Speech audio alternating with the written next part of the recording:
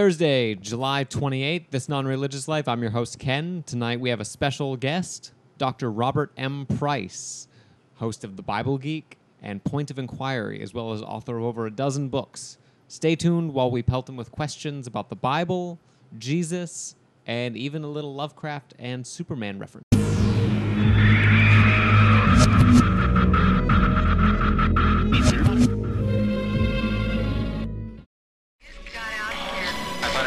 Christian. Jesus died on a cross. I go to church every Sunday. Jesus got out here.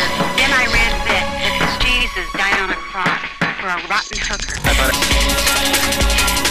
very lies the serpent told to Eve in the Garden of Eden.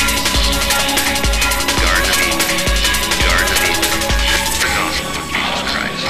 Spreads confusion and promotes lies. The gospel of Jesus Christ. Spreads confusion and promotes lies. The gospel of Jesus Christ.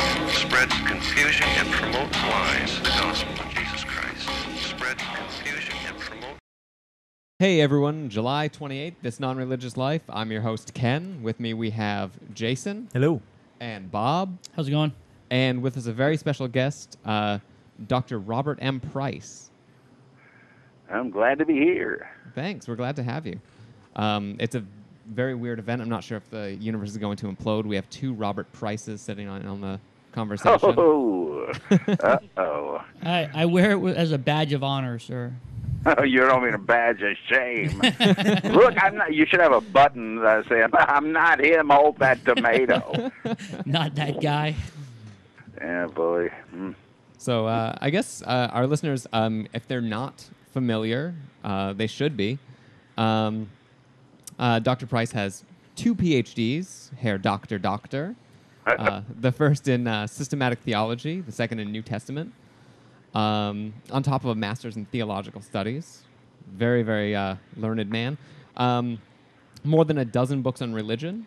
Very much looking for the upcoming one, The Amazing Colossal Apostle. Oh, me too. I haven't even started the editing yet. I don't know when the heck they're going to get it out. I'm very excited because the search for the historical Jesus, which we want to discuss a little bit later, fascinates me. So the idea of a historical Paul, and that being a murky area, is even more fascinating, I find.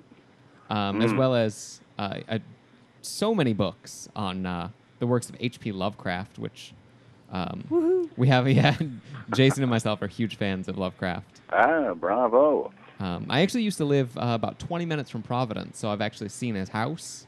Oh, yeah, that's great. We used to have tours of Yeah. it a couple of times a year. Yeah, wonderful. You used to be the editor of the Journal of Higher Criticism until it ceased to exist in 2003, which is a shame. I've been trying to work my way through it, and it's very thick stuff. Very Yeah, fascinating. I really am proud of that we got much more radical, innovative stuff than you'd find in the boring pages of the Journal of Biblical Literature. Yes. I actually, I just ordered, and I'm waiting for it. It should arrive today, your pre-Nicene New Testament. And I was reading a comment you made on it about translations where you were going for more risky sort of kind of maverick translations. And Yeah. I think it's really great. I find you can gauge the measure of a translation by how many people it makes really angry. Yeah, that's right. These that book burnings of the RSV. I know. I love my RSV. It's my favorite edition. I have a 1963 version, I think, and I love it. Yeah, that's when it was still good before they made it politically correct. Yeah. And then the final thing I just want to touch on for your very, very brief introduction here is you run the podcast, The Bible Geek, which is where Bob and I both listen feverishly. Glad to hear that. And you're the host for the Center of Inquiry's podcast, Point of Inquiry. So Yeah, one of the ghostly trio. yes. So my first question is, you came out of an evangelical background, You were even a pastor. And what specifically brought you around to a disbelief in a historical Jesus? Well, years ago, I read George Wells's book, The Jesus of the Early Christians, and then shortly thereafter heard him speak. By the way, I'm getting an echo of myself, or you're not, are you? We're not getting an echo, but we're getting like a lot of clipping. Is there any way to... I'm trying to work anything on I can do to things? Anyway, I read Wells and heard him speak, and I found the whole idea kind of outrageous, which I always had, of being ignorant of the details.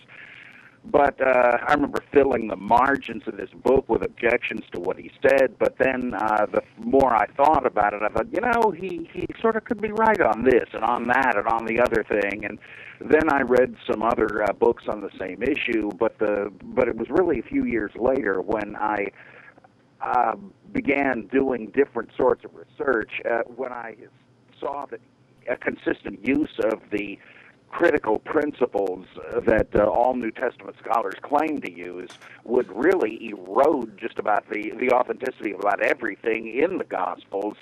And then I began to read studies where people argued that this and that story in the Gospel had been cribbed from the Old Testament and rewritten as Jesus stories, and I was amazed at the compelling case that a number of scholars made for virtually every single story. And I thought, wait a second, what is this? And I read Alan Dundas on how the life of Jesus in the Gospels mirrors in every detail the mythic hero archetype, with no secular information, no real biographical information left over. And I was open for a long time to the idea that, like that Bultmann and others held, that there was a historical Jesus, and he had even been a faith healer and an exorcist and a prophet, but that he was mythologized by his followers in the categories ready to hand in that era. But I began to think, wait a minute, there's not really sufficient evidence to say even that. And there are so many other characters that appear to be all myth. Is there any reason to think that there was a real Jesus? And I still think that, barring some dramatic discoveries, we can never know. And it seems to me that the evidential base is so slender that the burden of proof is on the person who would say there was. I don't know, what they could really point to except the conventional assumption that there was. One thing, by the way, Bart Ehrman is working on a book on the Christ myth theory, where he's going to be responding to my book that's about to come out from American Atheist Press called The Christ Myth Theory and Its Problems. And so that ought to be, I think we're going to have the first genuine debate. That's really exciting. I've read a number of Bart Ehrman's books. I actually got Bob hooked on them recently. Yeah. And he has a lot of interesting things to say. So I think a discussion between the two of you, because he seems to cling to the historical Jesus. So it'll be, I heard on your podcast, he asked you for sources to read up on the Christ myth hypothesis. Yeah, I was happy to supply them, not only just out of scholarly collegiality, but I would like a real debate on this, unlike the stupid mudslinging you usually hear from people from whom you wouldn't expect it. So I'm really delighted he's doing this. I regard Bart almost as a kind of an apologist, even though he's an agnostic. And I think that it was a big shock for him to leave fundamentalism, and he saw enough to disabuse him of faith in that. But the thing that really dropped his Christianity was the problem of evil, which is a whole different thing. And I suspect that because of that, he never really, and I know I'm posing as a mind reader here, but I suspect that he never really saw the need to look deeper into the questions of radical criticism so as to see their cogency. He kind of figured, well, I don't believe the stuff anyway now, so what the heck? So I suspect he was sort of short-circuited by dropping Christianity because of the theodicy problem. Mm-hmm. It But seems we'll to be see. that way. That, and I know he argued about the texts being inerrant. He lost his faith in biblical inerrancy, just because he had learned Hebrew and Greek and started reading all the variants. Yeah, he's that was enough to do, because he had keep in mind he had been in Moody Bible Institute, which is really, really conservative. And once, I think it was just looking at a harmony of the Gospels, one of these things where they have the three synoptics paralleled, and he couldn't deny that, yeah, one evangelist had changed the words of another. What does inerrancy even mean? But, of course, there are some more sophisticated evangelicals that will accept that and say, all right, we have too rigid a doctrine of what inspiration implies. That doesn't mean it's not inspired, and they move a notch over to a more sort of a liberal view. But I don't think he did that.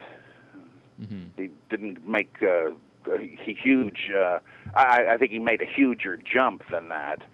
But and then it was later that the theodicy thing cost him his faith. Yeah. All very interesting. I think I'm looking forward to it, man. Like Yeah. you get two guys like Dawkins and Gould arguing about, academics, man. There's something to be had for everybody there. We're all going to benefit.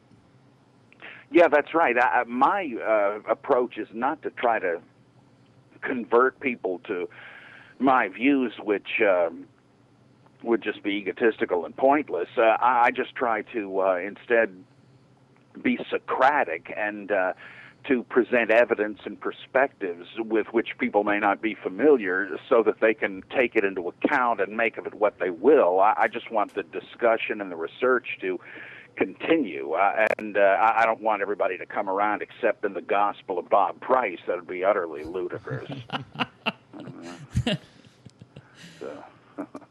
Now, just to hear the gospel of Bob Price, that's funny to me because Hallelujah. I'm Bob Price too, man. I'm down. Oh, that's right. Yes.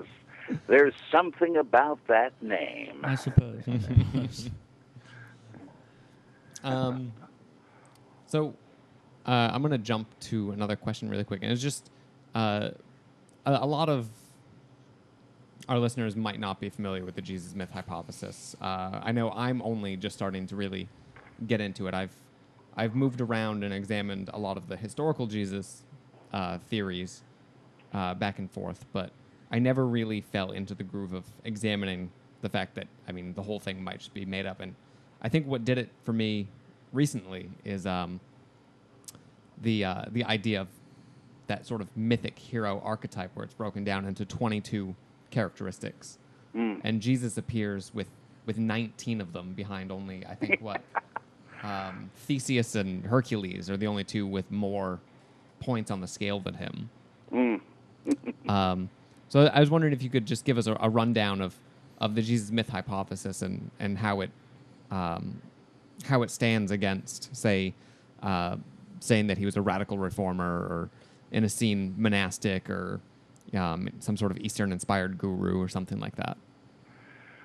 Well, for one thing, the very fact that you can make plausible cases for all those options you mentioned is a little suspicious. It makes you wonder if we have, as some scholars used to think, several different figures combined into one. But as to the mythic hero archetype, it starts with an annunciation by an angel or a god, as when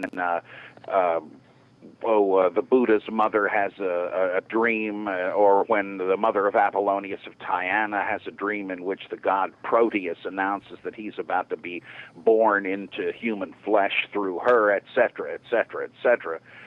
Then, of course, there's a miraculous conception of some kind. The mother might be a virgin, or like Alexander the Great's mother, she might be married, but impregnated by the god, not by her husband, etc. Then there is the birth itself, which tends to be heralded by gods or angels in the sky or celestial phenomena, etc. Then there is an attempt by the powers of evil to kill the new savior in the crib. Caesar Augustus, Cyrus the Great, Krishna, Abraham, Moses, Jesus, etc. Then there are often, though this I don't think made the list, it should have, there are child prodigy stories where the kid, God or Savior, outwits adults and shows what idiots they are. Of course, that's not too atypical of ordinary life anyway. I used to tell my little girls that if they had the impression that the world was run by idiot adults who had no idea what they were doing, their perception was absolutely correct. And that's probably really the point of those stories. But you sure have that with Jesus, too. His dialoguing in the temple and his changing the water into wine because the idiot adults haven't brought enough wine to the feast. As Raymond Brown pointed out, that must originally have been a kid Jesus story. Then there are stories where there is the inauguration of the public mission with some sort of initiation, like Zoroaster and Jesus are both immersed in a sacred river and come up and see an angelic vision and so forth. No sooner does that happen than Satan or Mara or Ahriman or whatever devil appears to try to knock him off the track with temptations, and he resists. Then there are various miracles or other victories, but often it's miracles, even exorcisms and so on. Eventually, the hero goes to the royal city and is acclaimed king, and usually that means he actually does take the throne, like Oedipus. But the Gospels are close enough. Hail to the Son of David, all that stuff, and he's crucified as a would-be king. Well, eventually, though he has the acclaim of the crowd, they turn on the hero, and just as we hear every Easter season, and he's killed, often on a hilltop, just like Golgotha, and sometimes there are miraculous signs at the death, like with Cleomenes, the rebel king of Sparta, crucified in, I think, Alexandria. He was killed, and then the corpse put on the cross for people to see, and I think a buzzard came and perched there to frighten off other carrion birds, and the women who came to mourn his death said because of that he must be a son of the gods, just like in Mark. And then there is some ambiguity as to where his real tomb is, and it may be found empty. And then he may appear afterward to people like Romulus and Apollonius and so on. And then he is seen to ascend into heaven. This kind of thing, I mean, you finally have to say, wait a second. Nobody really believes this happened to Apollonius, Romulus, Hercules, the Buddha, Krishna, Moses, etc. Why should we believe it in this one case? And then it's just revealed to be special pleading, and you just can't take the apologetics seriously. That's interesting. I've always thought that I really like your take on the Jesus is myth hypothesis, and so this is my question as like a big comic book nerd. Do you think that maybe 2,000 years from now we're going to see some Church of Kal-El because Superman follows that mythic hero journey? I think that is a genuine parallel. Though in this case it probably involves borrowing, as it doesn't in the other cases. But nonetheless, if there is one, I'll join it. Big Superman fan. This actually happens in a comic book called The Kingdom, where after the events of the great epic Kingdom Come, this guy sets up a church of Superman, and then Superman shows up in civilian clothes, says, "What the heck are you doing?" and so on. But it could, though I think that would presuppose some sort of cultural collapse, where people then rediscovered, let's say, Superman comics and didn't understand what they were. I doubt that you would otherwise lose the historical memory that he had never been anything but a fictional character. In early Christianity, people must have pretty rapidly historicized the mythic figure, and it's all, well, I guess Superman really started in 1938, so suppose there's still enough time. But I just think with mass media being what it is, you probably wouldn't have that happen. It's too well known that he's just a fictional character. So do you suppose that the Superman story is following that mythic arc or intentionally, or is it just something that bears out over time?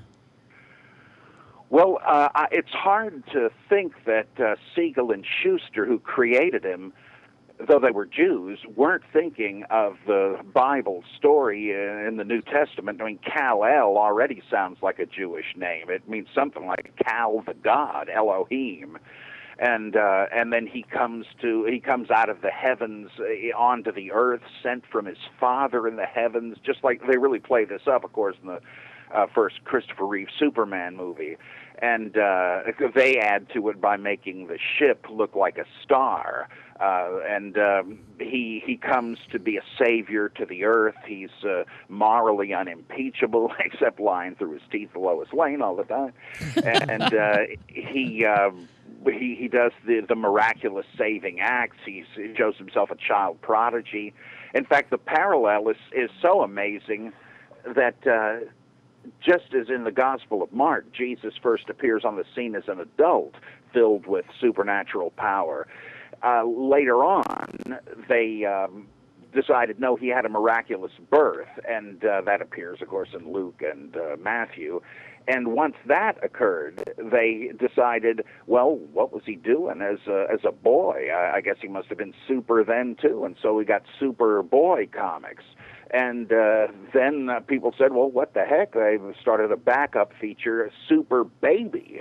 Well, the same thing happened in the early church with all the infancy gospels.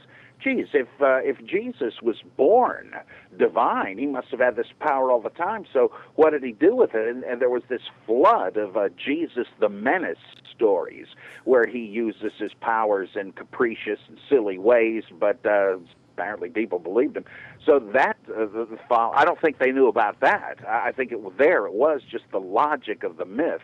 And then, of course, the capper was back in 91, 92, when they had Superman die, again, to save the world from the apocalyptic monster Doomsday, and then he rises from the dead in a story I thought would be a cheap stunt, but was really brilliantly done. It even had the same ambiguity as the Gospel Easter narratives, where it's uncertain who it is that they're seeing. There were the 4 Supermen that came about before Superman himself, and people were thinking, now, is this guy really Superman, or is that guy? Surely he must be, but no, I don't know. It's just like in the Gospels. Is he the gardener? Who is this guy? And then, of course, he doesn't descend into heaven, and except I guess that he does all the time when he flies, but that's the only time Jesus flew in the story. But then in Kingdom Come, Superman is also a Christ figure. The first time we see him in the Fortress of Solitude, he's building something, and he has a cross beam over his shoulder, which is no accident. And then he later faces Magog, this Antichrist figure who looks just like him. So they keep adding on to the Jesus Superman thing. Some of it's intentional, some of it's just following the logic of the myth, I think. I'm going to have to go back home and read Kingdom Come again. Oh, what a great work. Yeah. I one of used my that favorites. in class as a textbook in mythology class. Awesome. That's great. So great. All right, so I have another question for you. I want to change gears a little bit, and I've heard you talk about William Lane Craig, and we had a discussion about him a few weeks back about his reading of Deuteronomy, that genocide in the name of God is okay now, and I was wondering if you could comment on his reading about that. Well, it seems obvious to any person who's not a professional axe grinder that this didn't seem outrageous to the ancients who wrote it and read it.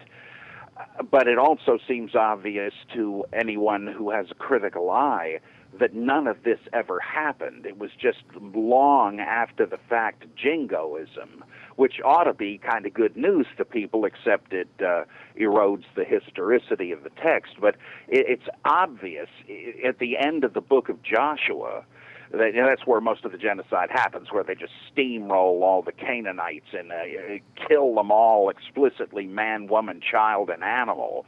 Nothing that breathes shall live, etc.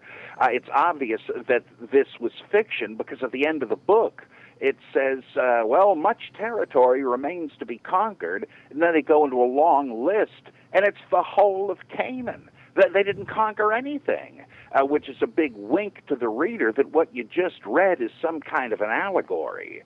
And what it's an allegory of is that the reader should not lapse into older Israelite beliefs, which are now scapegoated onto the pagan Canaanites.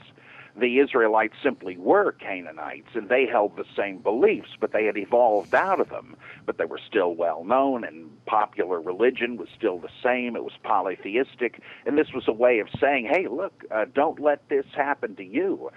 Get rid of that, become a monotheist, etc., or you may, like Jesus says in Luke, unless you repent, the same thing will happen to you. So it didn't happen. It's just a bunch of guys in the Israelite VFW halls saying, boy, that's what we should have done to those bastards. And so but of course Craig can't see that because he's an inerrantist. So he winds up, I mean, if he wanted to maintain any semblance of Christian morality, he ought to say, yeah, it's genocide, it's unfortunate, I don't know, it's a problem, I don't get it either. But what he does say by defending it is just what Ivan Karamazov in Dostoevsky said drove him from the church. He said, I can't be complicit with a God who would do that.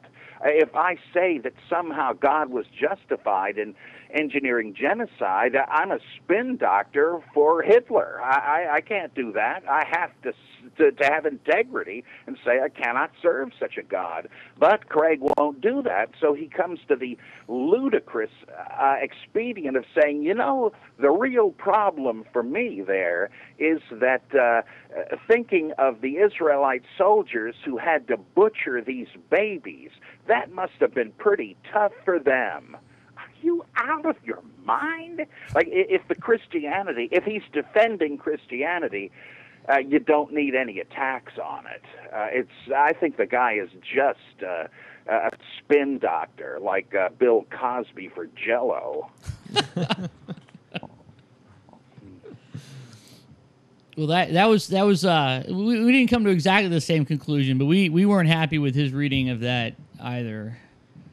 Yeah, it's just incredible. Keep it up, buddy. That's all I gotta say. Yeah, he's and this is the guy that's supposed to be the voice of moderate fundamentalism. I guess if that's an oxymoron, moderate. Yeah, fundamentalism. it's just spin. He's just I mean, he's crisply dressed and made up, and it's just like a front man on a commercial. He's just Jerry Falwell in a better suit.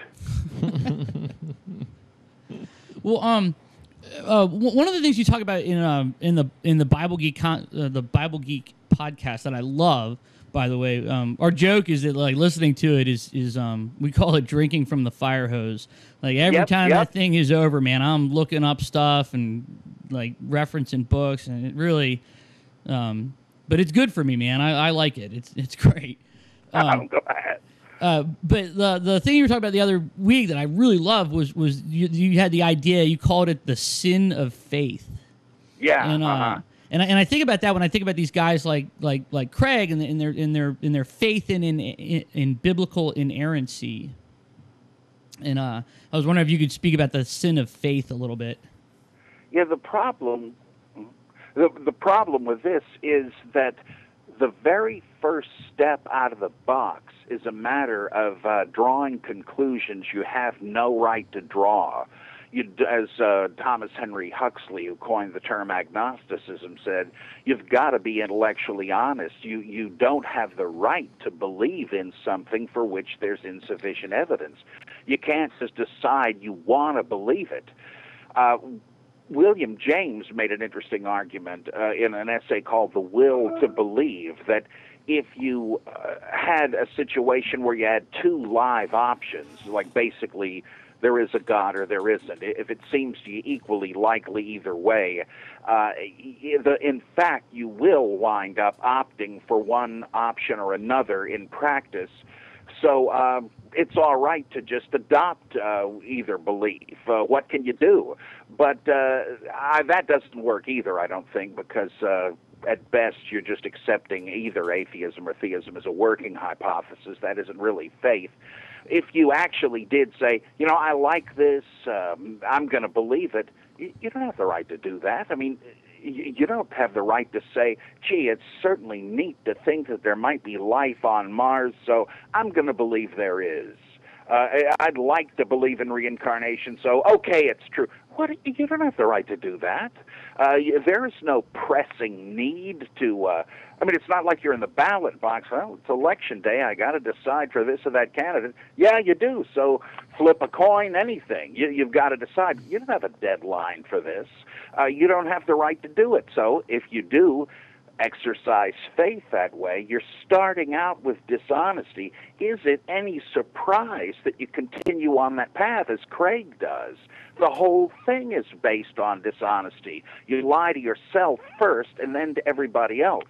William James also spoke about, I forget what, but something being the moral equivalent of war, I think. And Jimmy Carter quoted that about something else and the energy situation or something. Well, for these believers, Christianity is the moral equivalent of truth. They're no longer really searching for the truth. They think they've got it in their back pocket, and so they call their pet hobby horse doctrine the truth. But anything that isn't the truth, that you think is better than truth, is a lie, and you're being dishonest. So the whole thing is rotten and corrupt and termite-ridden from the word go, even though on all other issues they may nobly tell the flock, you got to tell the truth. Great. Great. Just like the Mormons, they're a little more obvious, but they're unimpeachable, moral people. They're terrific. But it's all based on a big hoax. Whether that matters or not, I don't know, but you're kidding yourself and everybody else, and that's the sin of faith. Well put. That's what really gets me about it. I am the truth, etc. Well, wait a minute. Where's the emphasis on the I, namely Jesus, or the truth? Because if you think you got it sewed up, no, that's a shell game. Well, I've had discussions with believers, and when you make a point about, there's no, like you mentioned that with faith, that there's the idea of evidence and what proof do you have, and when I bring things up like that, the believer will come back and say, well, that's just what the devil wants you to think, that there's an antagonist that's making me feel this way. But there's no reason to think that either. That's just what's called a self-sealing premise. There's no appeal to any evidence for that. It's just a default mode of having taken that wrong path. There's no reason to hold such an essentially paranoid belief other than that somebody told you it was true. It just seems highly implausible to me, and should even to the most religious person who knows that what James says in his epistle is true. Where do you get sin? Well, it's brought forth because of illicit desire, and so on and so on. It's just human psychology. You don't need this Satan character for that. And so why believe in it? Just because somebody told you. And why do you take him seriously? Well, because that's what's believed in the church you go to. And why do you go to that church? Either you were born into it or somebody invited you and you liked it a lot. I think if you asked most people what their religious epistemology is, like why do you believe in the Trinity or the dual natures of Christ, they'd ultimately have to say, oh, well, because the people in my church are so nice. What? That's what it boils down to, though. So you can say that. I mean, you can say the Martians are hypnotizing me, but it's just the same old nonsense. It's all circular. I would agree. I'm sorry to be so tough on them, and there are many things that are beautiful about Christianity, but, well, I think of this great quote from Albert Schweitzer that I don't remember exactly. But he said, "Precisely because I have such affection for the Christian faith, I want nothing to do with the crooked and fragile thinking of Christian apologetics." Yeah, yeah, right. It's interesting. I think that that's a perfect segue into the next question. I was listening to the Bible Geek, and you actually said that you still attend church. And if your Wikipedia is correct, you attend an Episcopalian church? Is that correct? Yeah, I must admit I've kind of lost interest in it lately, but that's happened before. I just have to stay away for a while. I'll probably go back in the fall. And I do find it beautiful and edifying, even. The mythology of it, like the atonement and so on, doesn't offend me as it does many atheists, because I understand that it's a myth, and it is attempting to inculcate good things, and they do, advocate virtue and so forth. So, and it's such a dramatic spectacle with the liturgy and the vestments and all that. I really love it, and the hymns filled, not despite their mythology, but because of it. It's so great to belt them out and sing them, and it is a kind of spiritual experience, much as when you listen to Beethoven or Mozart. So I'm unashamed of that. I'm afraid that many atheists are like Count Dracula shunning the cross as a kind of neurosis. You don't have to be frightened of the mythology or even the language. You might not be interested in it, I can see that. But this idea of shunning it, I don't see the need to do that. That's fair. That's fair. I came out of the Episcopal Church myself when I was really young, and I still have a slight affinity for it. I always say that the Anglicans offend me less than most other denominations of Christians. Yeah, because there's more going on. They seem to realize there's more to the human being, like aesthetics and so forth.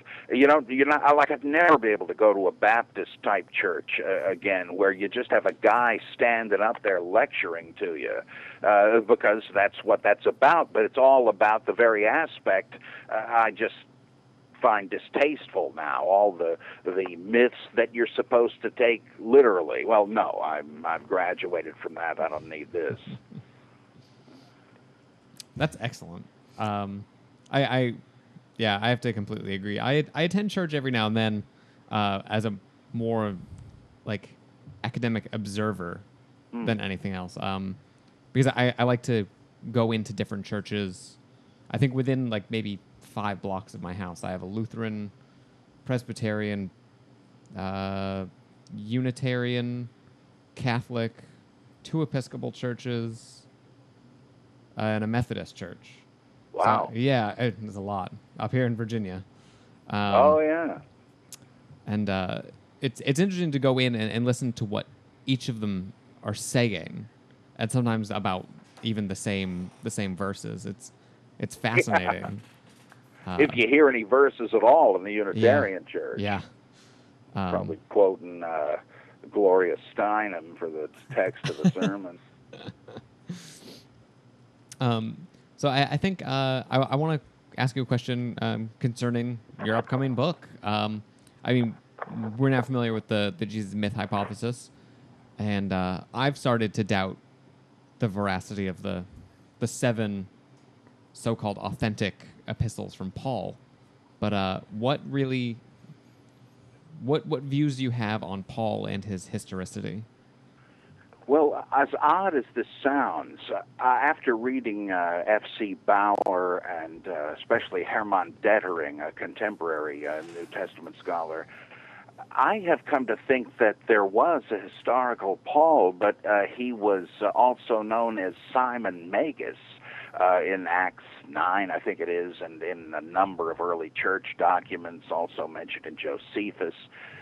To me, there's enough said about the both of them Also, Robert Eisenman, though he doesn't make this link exactly, what he does say about Paul related to other ancient Hellenistic Jewish missionaries and so forth, all together makes me think, yeah, it was probably the so-called founder of Gnosticism, the father of heresies, Simon Magus. And Paul actually can be understood in 2 or 3 different connections as more of a title than a name. And so I think that, for instance, the church father said, oh, yeah, this guy Simon Magus was the father of Gnosticism. Well, gee, what an interesting coincidence that Paul was the great, as Tertullian said, the apostle of Marcion and the apostle of the heretics. They did. The first real Paulinists we know were Marcionites and Gnostics. The first commentaries we know of written on Paul's epistles and the Gospel of John were from Gnostics. I don't think there's even evidence that there were Pauline churches in the first century. That's all part of the setup of these fictive epistles written by various Marcionites and Gnostics, the first and only real Paulinists we know of. Well, W.C. van Manen in the 19th century started out as, he knew there were people who followed Bruno Bauer in saying that none of the Pauline epistles were authentic. And he thought, well, this is absurd, just like Bart Ehrman does today. And he set out to refute this. But the deeper he got into it, he said, geez, I hate to say it, I think these guys are right. And he began to point out things he had never noticed. He says, if you apply the criteria that F.C. Bauer used to show that, let's say, that all but Romans, Galatians, and 1st and 2nd Corinthians could not go back to Paul, filled with anachronisms, contradictions, and so forth. Well, I'm afraid you can apply the same lenses to those 4 that he left standing, and you got the same problems, which you certainly do. And he wound up saying that, well, like, for instance, there's places where Paul, quote unquote, says to the readers, you remember the traditions as I taught them to you. Traditions? The man that started it, some practice, is calling it a tradition. Paul makes retrospective comments on his ministry. He said, well, I planted, Apollos watered, but God brought the increase, and so on. It's like these sayings of Jesus in the Gospels, the Son of Man came to do this and that. It's all retrospective. It's too late in its perspective. It's someone else talking about the Jesus or Paul and putting it into their mouth. There are debates within the letters which make it look like should women be able to prophesy and pray unveiled. Well, you're reading, well, no, they can't, and this is why. No, that's why. On the other hand, they all come from Christ equally, and I guess it doesn't matter. Was Paul a single writer just hopping around all over the place? He hadn't thought out what he was going to say as he dictated? Or don't we have a patchwork quilt of various scribes and Paulinists, or he's denouncing Gnosticism in one chapter, and then he's espousing it in the very next. He says you can eat meat offered to idols as long as you know their gods are fictitious, but then in the next chapter he says, no, don't do it, you'll damn yourselves. What's going on here? It says women can pray and prophesy, but a few chapters later, oh no, women have to be silent in church. Either the guy was a multiple personality, or we've got a patchwork quilt of stuff by people writing in the name of Paul to claim his clout.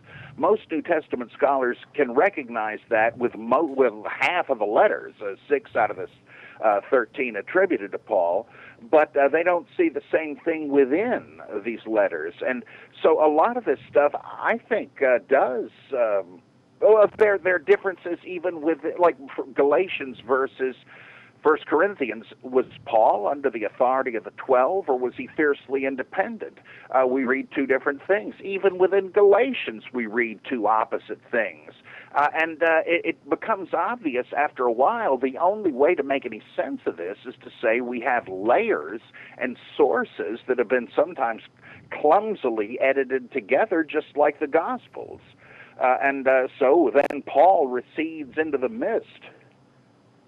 I think that's fascinating.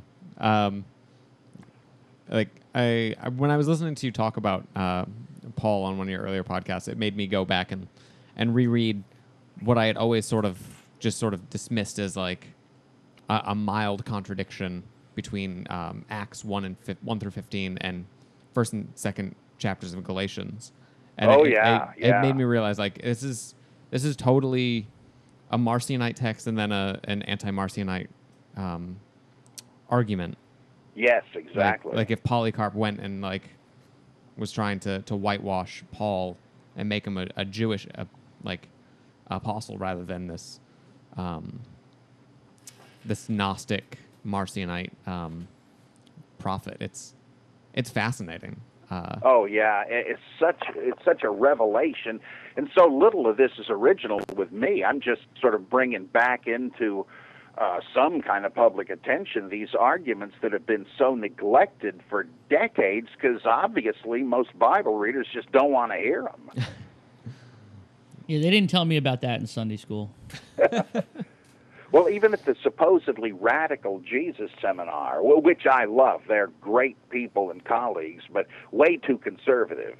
I was given a talk on this, and a colleague from Drew University was doing the same sort of thing, and they looked at us and even said like we were crazy.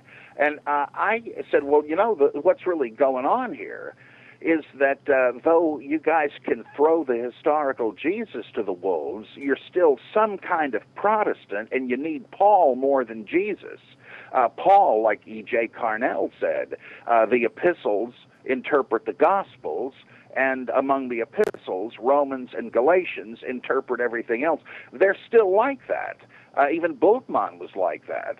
And so they can't afford to say, we really don't know what in these texts goes back to Paul, if anything. They just can't do that, even as liberal as they are. It's a sad spectacle. Of course, Bart Ehrman doesn't have that axe to grind, but Bart is an example of what I call the stuck in the middle with you school of biblical scholarship. People that just figure, well, here's what the consensus of the mainstream that you'd find at the Society of Biblical Literature thinks, and so they just operate within those parameters, but at the base of that lies a fundamental fallacy, that of the appeal to the majority or to the consensus. And I mean, that's what I would do if it was a matter of medicine. I don't know about this subject, so I'll go with what most people think. But if I have gone to the trouble to earn a right to my opinions, I don't really care what the others say. I will examine their arguments, but if I find myself in the corner alone, that's what I got to do. I mean, nuts do that, that's for sure. Eric von Daniken, Velikovsky, people like that. But then again, also Martin Luther and Copernicus and others have done it, and eventually things turned around, but they didn't wait for them to do that. And that's what I think you have to do. Stick with what seems to be right. Don't be ignorant of alternative views, but if you don't buy them, stick with your view. Well, I consider that as following the evidence wherever it may lead. Yeah. Even if it's opposed to the majority view. But you're right, medicine's different. And I mean, though you have medical heretics too, they may be right, but I'm in no position to know. But in this, I am in a position to know. So what can you do? But like Luther said, "Here I stand; I can do no other." Though, of course, you can't be a bull-headed dogmatist even in this. I know good and well any responsible historian accepts conclusions only tentatively and hopes for more evidence, as I do too. I'm certainly open to the idea that Paul wrote all the stuff and that Jesus existed. I don't prefer that they didn't. But to me, at the moment, the balance of evidence points in this direction. So, like with regard to evidence, do you remember it was I don't know, fairly maybe a year or so back when they had it ultimately turned out to be a hoax, but there was an ossuary that they said, oh, this is where Jesus's bones were. Oh, and boy. I mean, do you see something like that and go, that's a hoax? Like, you just sort of know that somebody's pulling your leg right away, or do you watch a story like that develop and hope it turns out to be true, or what are your thoughts on something like that? Well, I do tend to smell a rat because there's so many of these either hoaxes or injudicious claims where, like Ben Witherington, an insufferable apologist for sophisticated fundamentalism, he jumped right on the bandwagon of the James ossuary. Even the great John Dominic Crossan wrote a blurb for a book about this. And this is as close as we're going to get to the historical Jesus. I thought, what? Wait a minute. Hold on. You may be sorry you said this, and sure enough. But I don't rule it out like, well, according to my view, there couldn't have been such a thing, so it must be a fake. No. If you could show that these were the bones of James the Just, great. But unfortunately, no jack in the box on that. And now it turns out that a lot of these great proof archaeological finds, like a thing from the time of David that mentions David and so on, it turns out they're fakes too. So people are just clever. Forgers know what people want because they want to prove the Bible, and so doubt is cast on everything now with archaeology. Yeah, I'm like, my fear is that somebody really good is going to commit the pious fraud and make an impact. Yeah, there again, I mean, that shouldn't be that surprising given the sin of faith. Well, the ends justify the means, and so what the heck? Though these forgers may just be doing it to make a buck, I don't know, but there have been loads of pious frauds that really are pious, and in a sense they're not hypocritical because of the sin of faith. Anything that promotes our equivalent to the truth is good enough, and it's a sad spectacle. Yeah, but I guess there's some value. You get to say, "I told you so." Yeah, now I don't want to rule it out in advance, but it doesn't surprise me when it turns out to be spurious. Mm-hmm. I think we discussed this a lot. We've done 2 episodes now on the Shroud of Turin, and it's one of those things where it's everyone who wants to be an apologist for it Hates it. just oh yeah, they hate our episodes. But they just pile on what Bob called one time they were anomaly hunting. Yeah, right. Good, well put. Yeah, and so any argument for it, it's just it's cloaked in so many layers of just like of these spurious claims that it's very difficult to, once you get down to the the nitty gritty, and you're like, well, no, this is obviously made in the 13th or 14th century, and they're like, they have an answer for everything. Just like they recently found some nails in an ossuary in Jerusalem, and they said, this had to be the ossuary of oh God, what's his name? Caiaphas. Yeah, right. And obviously, we don't know anything about Caiaphas except for that he's connected to Jesus. Therefore, these are Jesus' nails. Unbelievable. Yeah, it's just like my friend Stephen Stiles said the other day. It's like a Protestant revival of medieval relic hunting. They're doing no different than Constantine's mother did, which is why we say we know where the crucifixion was and the tomb of Jesus and so forth. It's ridiculous. I'm so sorry to see some scholars even seizing on this. People that really must know better. I don't know what compels them unless they're just that desperate to prove there was a historical Jesus. The shroud thing. I mean, the Pope in the 14th century said that the guy that painted this confessed to it. Macron, the greatest authority on paint and pigment, looked at this and said, it is not blood. It wouldn't still be red if it were. You can see the red ochre paint molecules. And then the carbon dating. They come up with all sorts of ludicrous creationist-style, harebrained objections to this. Oh, well, these scientists must have taken their evidence from patches on the shroud. No, they took them from different pieces of it, and do you think these guys are that stupid? They can't see what's a patch and what's not. It's so desperate.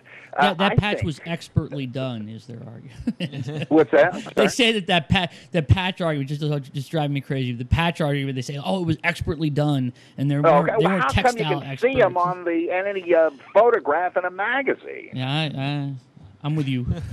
What I'd love to see is a line of Shroud of Turin beach towels. I think that would really be great. I think it already exists. I think Oh you can get no, it. I got to get one if that's true. Oh man. Is it big enough for two people? Yeah. It just comes with a broken leg. We've been getting beat up pretty badly over the shroud. Yeah. They the internet trolls are coming out of the woodwork. Oh boy. It's fun though. It gives us lots to talk about. Yeah, but that's definitely an instance where they we're talking about following the evidence. Well, they start with a conclusion, and we find that so often. When you have to twist the evidence to fit a theory, even if you were doing that in physics or something, it's just somebody with a hobby horse. You should be able to see the strategy and the logic of an argument. Is somebody trying? This is what Bauer called tendentiousness in the Gospels. When you see a passage that just is too good a support for some doctrine we know is controversial in the early church, somebody's faked this. And it's the same here. I mean, of course, you have to look at the evidence, but step back and look at the shape of the argument and ask yourself, are they trying to substantiate something, or are they trying to inductively see what the evidence implies? I think that's exactly what you need to do with any of these arguments. Yeah, Any argument yeah. in general. But I believe we're actually running out of time. That tends to happen with a big mouth like me. It was wonderful. So we want to thank you for coming on the show. It's been amazing, a lot of fun. I've certainly enjoyed myself. Thanks for asking me. Oh, no problem. And we'd love to have you on whenever. Sure. You can't shut me up, so I'm always looking for a chance to mouth off. So for all of our viewers and listeners, if you have any questions, complaints, outbursts, please, you can call us on the ZPN hotline, 757-337-2195. You can email us at nonreligious@zombie-popcorn.com. You can like us on Facebook, facebook.com/thisnonreligiouslife. Check out past episodes and leave lots of feedback. Any questions, we love them. Again, we want to thank you, Dr. Price, for coming on the show. Thanks for having me. Would you mind if I plugged please. My website, which is robertmprice.mindvendor with an OR .com, and you can find an archive of articles, sermons, reviews, short stories, all kinds of stuff, and also you can order my books through that. I'm looking to sell copies of a couple of recent ones called Night of the Living Savior, Neglected Aspects of the Resurrection Debate, and another one called Secret Scrolls, Revelations from the Lost Gospel Novels. So, shameless self-promotion. It's okay. What's the internet for other than... That's right. shameless I've been spouting the praises of the Bible Geek podcast all week. He walks around with his iPhone playing it to everybody. Yeah. Great. Yeah, I'm not doing it this week because I have this internet adapter failure, and I'm waiting for a piece of equipment to come in, but I'm eager to get back there and answer those questions. Well, when you get back up and running, I want to have you on our other show, which is The Talking Dead. It's broadcast in 3D, and we talk about horror movies and stuff. Ooh, we'll have an yeah, H.P. great. Lovecraft night. Oh, I love that. God, that'd be cool.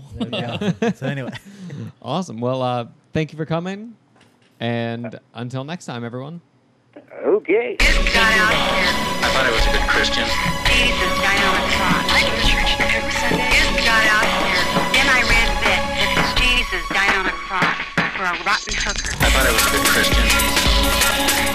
I go to church every Sunday. I thought I was a good Christian. I go to church every Sunday. I'm a very religious person. I thought I was a good Christian. The very lies the serpent told to Eve in the Garden of Eden. Garden of Eden. Garden of Eden. The gospel of Jesus Christ spreads confusion and promotes lies. The gospel of Jesus Christ spreads confusion and promotes lies. The gospel of Jesus Christ spreads confusion and promotes lies. The gospel of Jesus Christ spreads confusion and promotes lies.